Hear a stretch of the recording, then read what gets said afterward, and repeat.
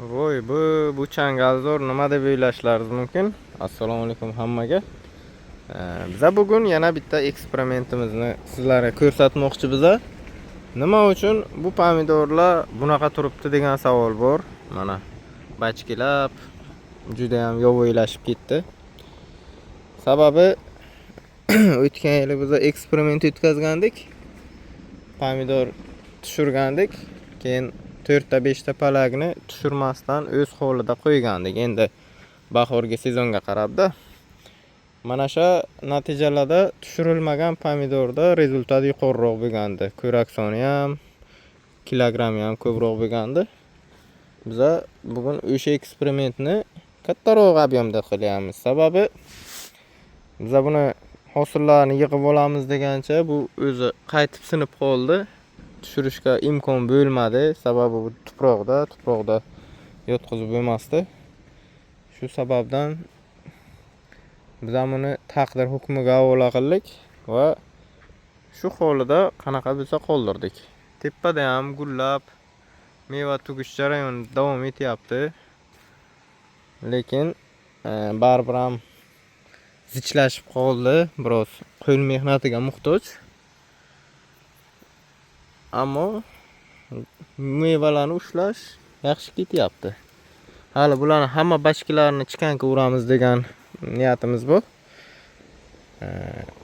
Ko'ramiz endi gullashlari hammasi juda a'lo darajada ketyapti. Balkim yaxshi rezultat berar, balkim o'xshamas. Sinov uchun qilinyapti bu. Bu hozir tushirishimiz nistoid bo'lgani uchun, ya'ni hozir tushirgandan keyin bu bir haftalar, 10 kunlar stress olib qoladi. Bu stressni yengib o'taman degancha ancha vaqt o'tib ketadi-da. Shu sababdan biz buni tushirib o'tirmadik. Xato ishligini bilamiz, lekin qiziqish uchun yana bitta qilib ko'ryapmiz. Endi tepalardagi hosillarni sizlarga ko'rsataman desam,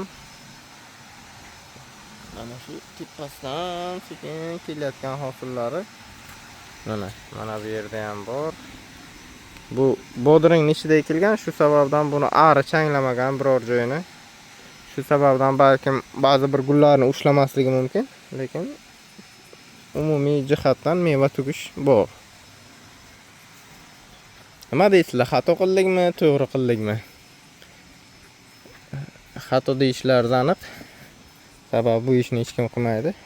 Biz ham qilmaymiz aslida, lekin baribir qiziqish uchun qilyapmiz. O'tgan yilgi rezultatni ko'rganimiz uchun. Balkim bu palaklar ochiqroq joyda edi, shu uchun ham bo'lgandir.